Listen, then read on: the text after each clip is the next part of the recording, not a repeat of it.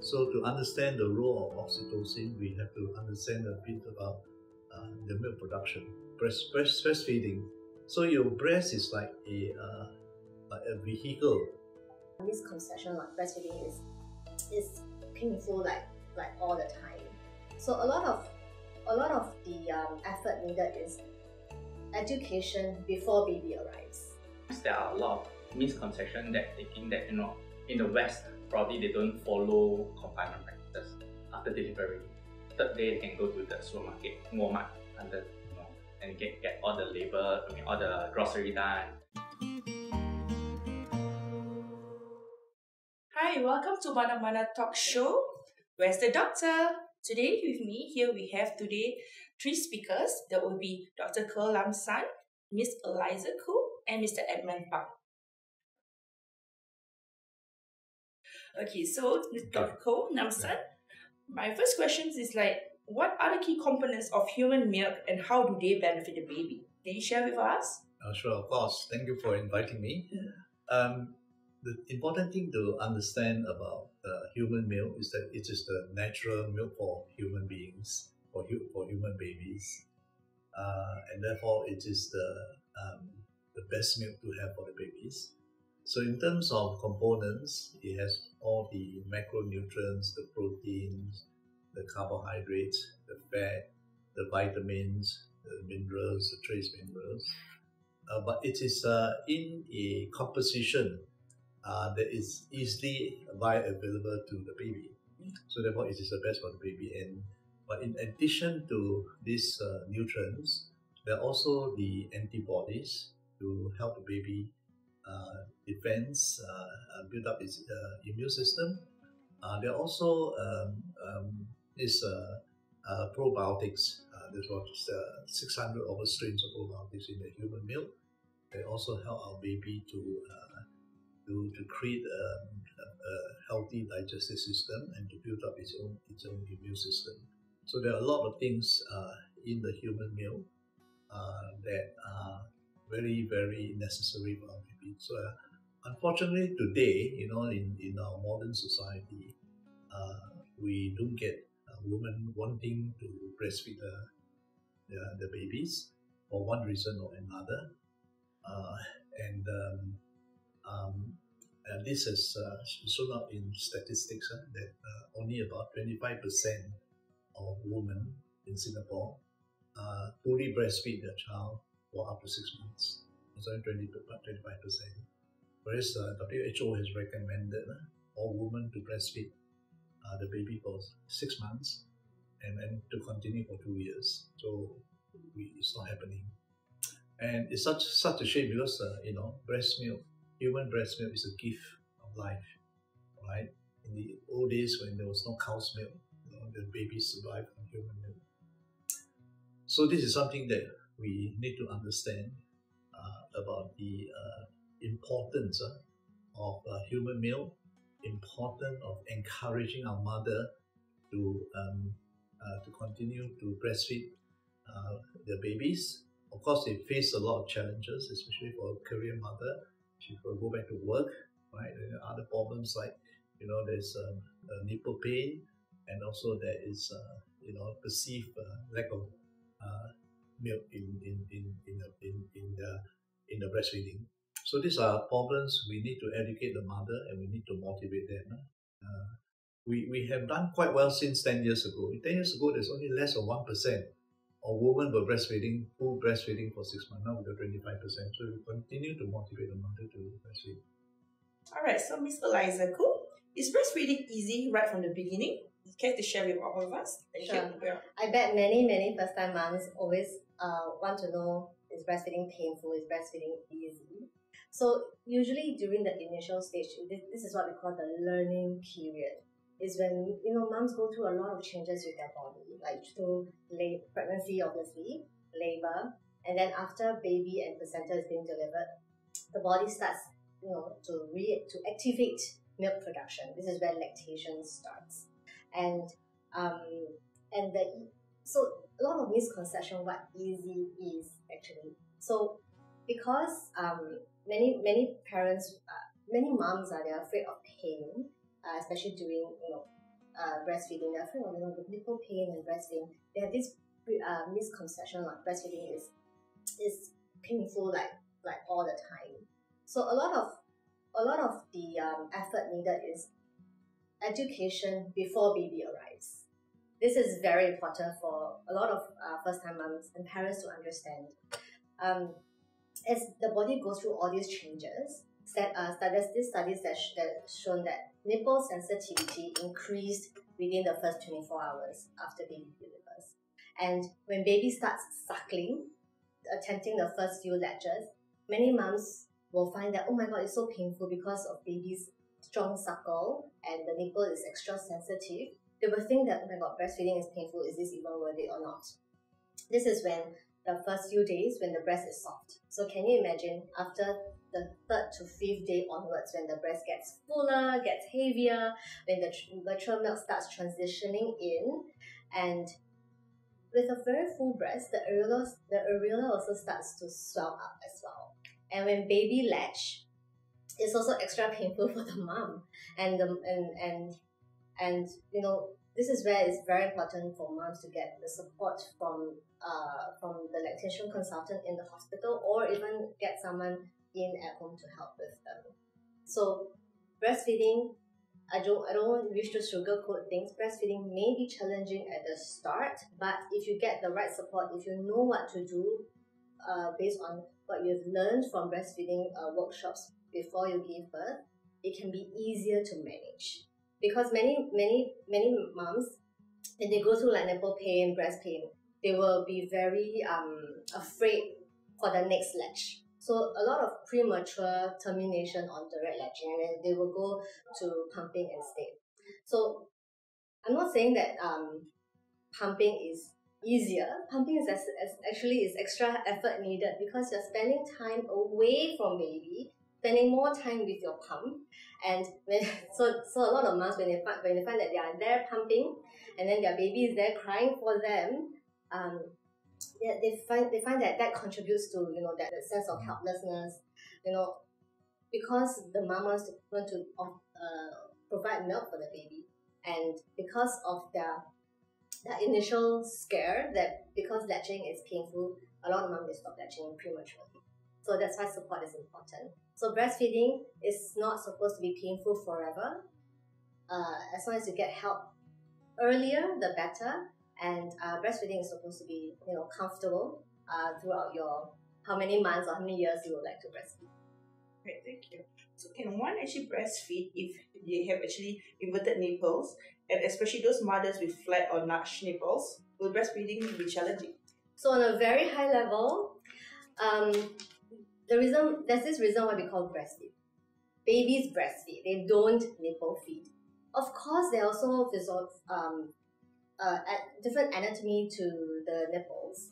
So there are 3 grades when we talk about inverted nipples. There are 3 grades. The first grade is the nipple is somewhat inverted, but it can be pulled out with a gentle pressure.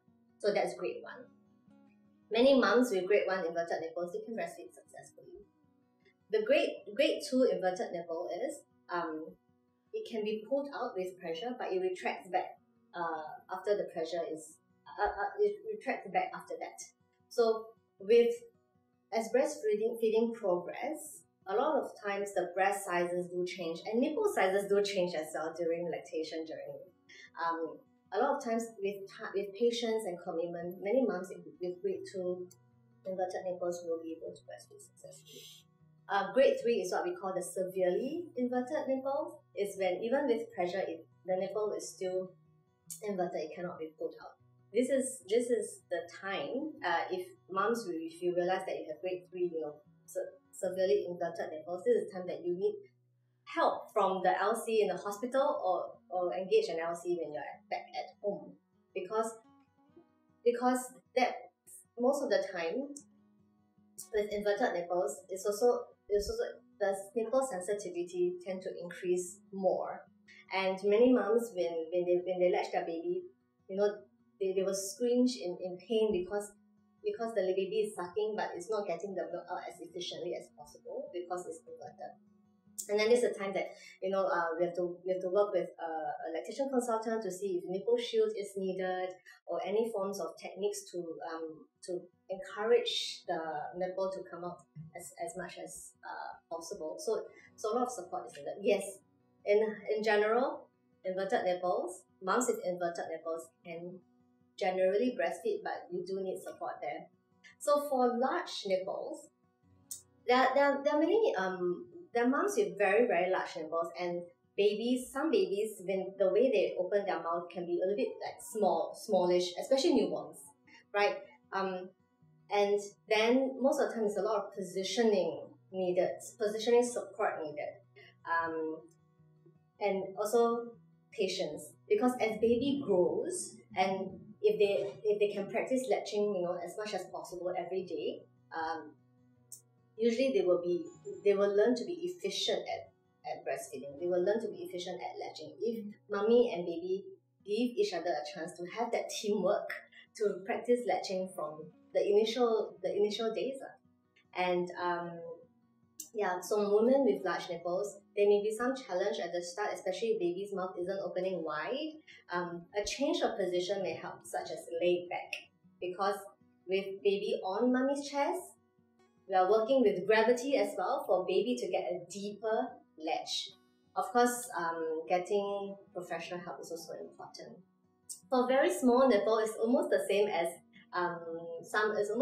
flat nipples. So there are techniques around that too, what we call the sandwich hole. So we want to make sure we're going to protrude out as much breast tissue as possible to, when you're eating a sandwich, right, we want to squeeze the burger so it can fit into our mouth. More of the burger can fit in the mouth. So this is what we call the sandwich hole for women with flat nipples and short nipples. So this is one of the techniques. Another technique which I love, just now I also mentioned, is the laid back. Laid back position is always my favorite technique, especially for newborns, because it's baby-led.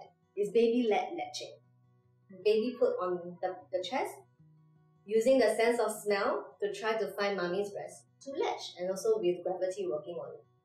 Need to have that deep latch. So generally, yes, many moms actually can breastfeed with whatever nipple anatomy that they have. If they have challenges, don't feel that you are suffering alone. Please get professional help. All right, thanks. All right, over here with me, we have third speaker, Mr. Edmund Pang, is a principal physician. All right, so Mr. Edmund Pang, is there a need for TCM confinement? What's the concept of confinement in traditional Chinese medicine? And is its significance postpartum recovery? Okay, thanks for having me today. Thank you. Okay, so I think that I can link confinement together with breastfeeding since we are on this topic today. So, in terms of TCM, a woman goes through fertility journey, pregnancy, as well as labor, then ultimately breastfeeding.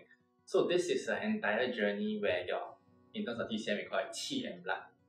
Qi means what? It means life energy. It also means the energy of the mom. So for example, influence how the mom and the baby connect together. Yeah, so this qi and blood is being lost throughout labor, throughout breastfeeding. So that's why there's a deficiency in qi and blood in what we say, that we need to replenish in the TCM confinement period. Now, let's say if the blood also refers to fluid, as 90% of the breast milk is fluid, then after that, blood also contains certain hormones that the mom passed down to the baby. Now, why do we need to replenish this? It's because during pregnancy and fertility, if your physical state is not that fit or that well, pregnancy and labor and breastfeeding will show up very obviously.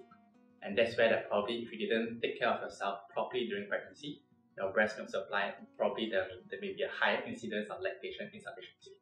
So that's why we need a confinement practice that is first to conserve your energy, as well as your blood and qi, that's what we say. Secondly is to replenish whatever nutrients that are lost during labor. Yes, and then if you are breastfeeding, we also know that we need extra calories and extra energy and blood as well. And that's where that we need to top up or replenish during this period of time. And we need it through certain specific guidelines that are more modernized today. It's not the usual in the past, for example, later we can talk about it, the myths and the facts in the confinement. So what I'm trying to say is a lot of times there are a lot of misconception that thinking that in the West probably they don't follow confinement practices after delivery.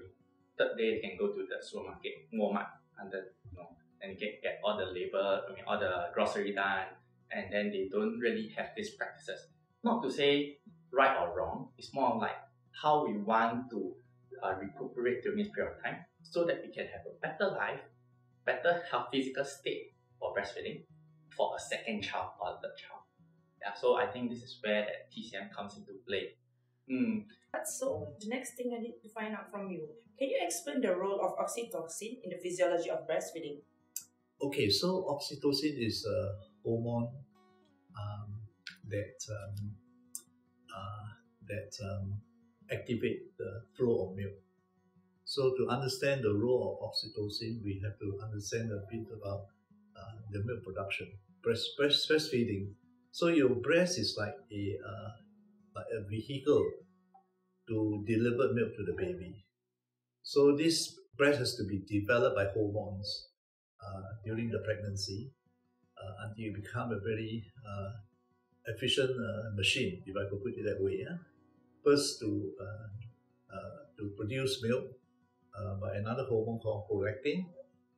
After the production of milk, you need the oxytocin to deliver the milk to the milk ducts and ready to be delivered to the baby. So basically that's the role of oxytocin. Now oxytocin is activated by the baby suckling. When the baby is suckling, there is a neural feedback to the brain, to the hypothalamus, that activates the secretions of the oxytocin. So oxytocin is important for that reason when we come to breastfeeding. But in terms of during the recovery period of the mother, oxytocin also help to contract the uterus, and that will prevent blood loss. So you have other functions as well apart from helping the mother to deliver the milk to the baby. Alright, thanks. So can breastfeeding be established successfully if the baby is initially given the formula? So it depends on the feeding method baby is being fed to. So a lot of times newborns, if they have to be supplemented with formula, it can be either via syringe, cup, or spoon. So as newborns, they let the milk in with cup and spoon. They're still feeding because they need to be fed to get through the first few days when mommy is working on the supply. So some moms, when they go through a long labor and have other medical conditions that may impact milk production, they may have delayed milk production, especially just for the first few days. So if baby needs to be supplemented with formula, then they will need to be supplemented with formula, right? And as the milk production starts kicking in for the mom, it's actually it's fine for the mom to establish breastfeeding, even though it may be delayed the first few days. What may impact breastfeeding success rate is when babies they are introduced bottle too early, they may have flow preference, and the way we feed baby newborns bottle it also have an impact. So the traditional way when we feed baby bottle is when baby is lying down and the bottle is on top. They have no way but to just swallow whatever milk that is being in their mouth that they need to swallow, because they need to breathe after that. Their suck, swallow, breathe coordination is still maturing. They only can do one thing at a time.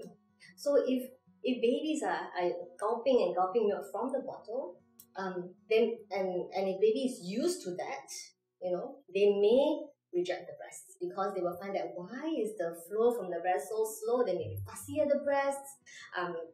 Then mom will also feel so sad. Why is my baby rejecting me? That's actually gonna affect a lot of moms if they feel that way.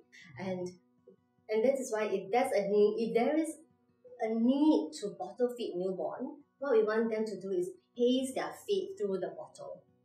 If you can, avoid introducing the bottle too early, but if you really need to bottle feed newborn, let them pace the feed through the bottle to protect the breastfeeding relationship.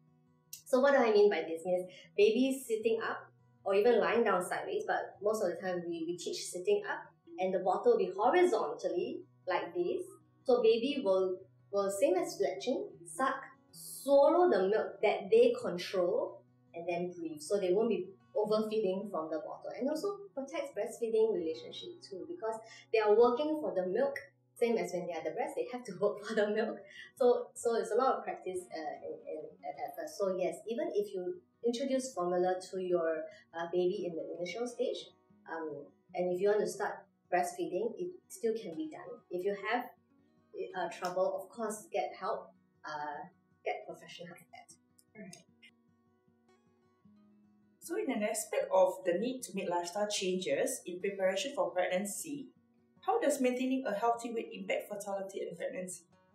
Yes, I think that's another very important aspect that we have to look into about women's health and pregnancy. Because of our city lifestyle, women are not very careful with their nutrition. They don't lead a healthy lifestyle, right? So it's this lack of healthy lifestyle that will be shown up in the outcome of the pregnancy.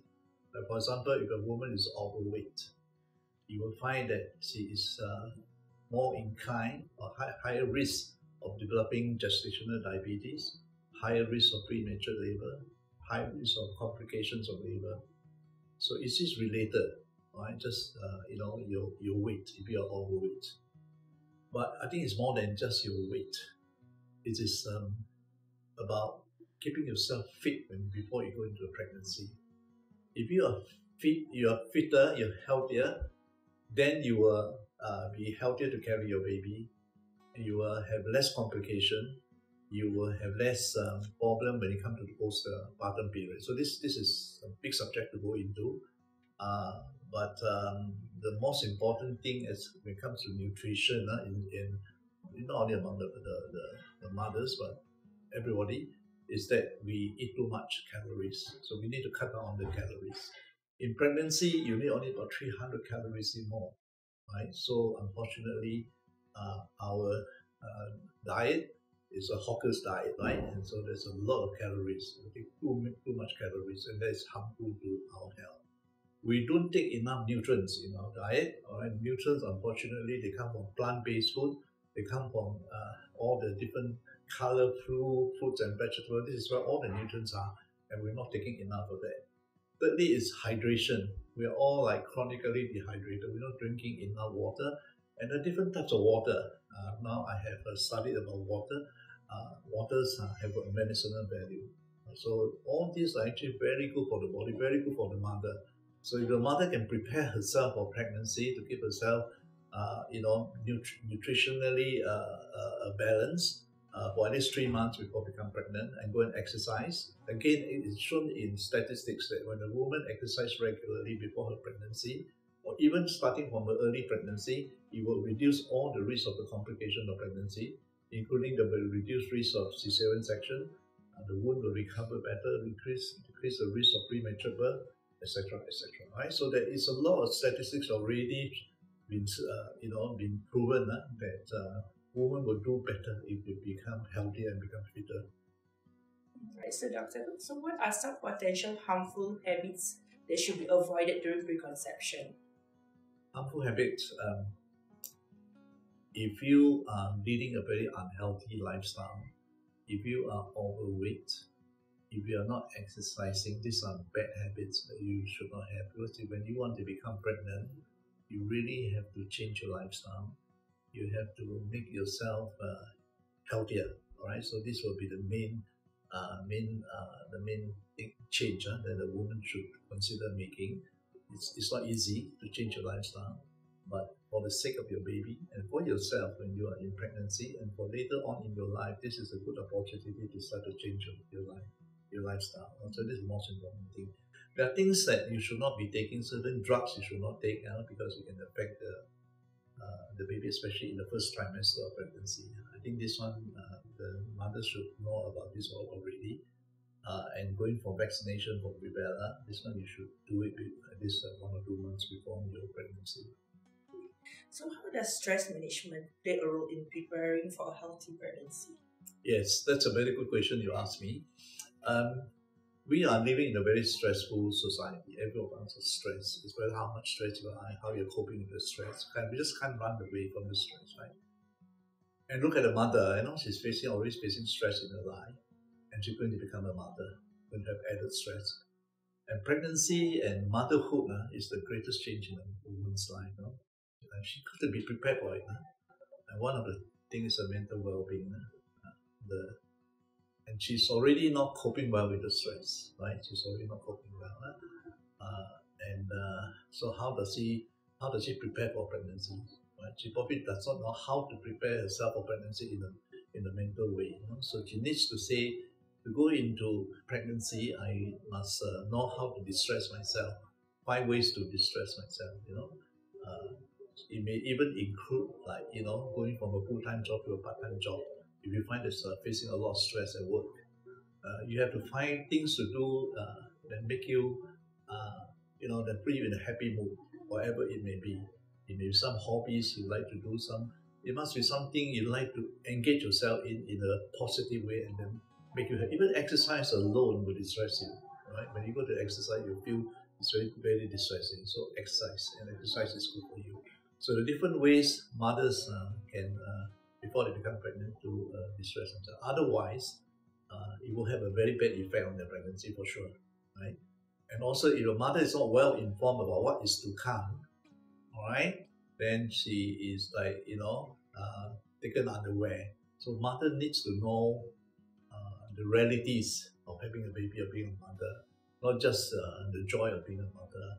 Right? The joy will come afterwards with a shock, a gloomy period in her life. If she doesn't, it's not prepared for it. So to prepare to be a mother, she has to be a stronger woman mentally as well.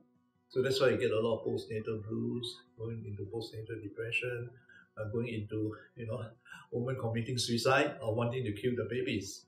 Because it's a great stress in her life, and she's a time where she needs all the support that she can get. That's why we need to have this postnatal care team, which maybe I just mentioned to you about this new thinking, new policy, new guidelines that the obstetrician and gynecologists are now trying to implement. In the past, the obstetrician used to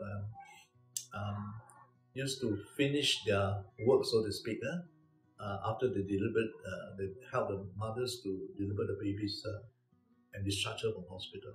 And after that, you will see that the obstetrician is no more involved. So this is how we practice obstetrics and gynecology today. So, but unfortunately, the biggest problem come after the delivery of the baby, but the mother needs the help of the doctor even more, right? But this is not how the current practice allow the obstetrician to come. Obstetricians are not trained, in the postnatal care. So now the policy is that the obstetrician should continue to look after the mother up to 3 months of the pregnancy. All right, and during these 3 months, there should be a kind of health coach to look after the mother, someone who is trained in postnatal care and also in wellness care, and to monitor the mother. All right, and then at the end of 3 months, the mother should come back to the doctor for a full checkup, a very comprehensive checkup, to look at her well-being, her physical health, social health, and assess whether she needs further care or not. So this is the new trend that doctors are now going to help the mother, because mothers should not be neglected during this very crucial period of their time.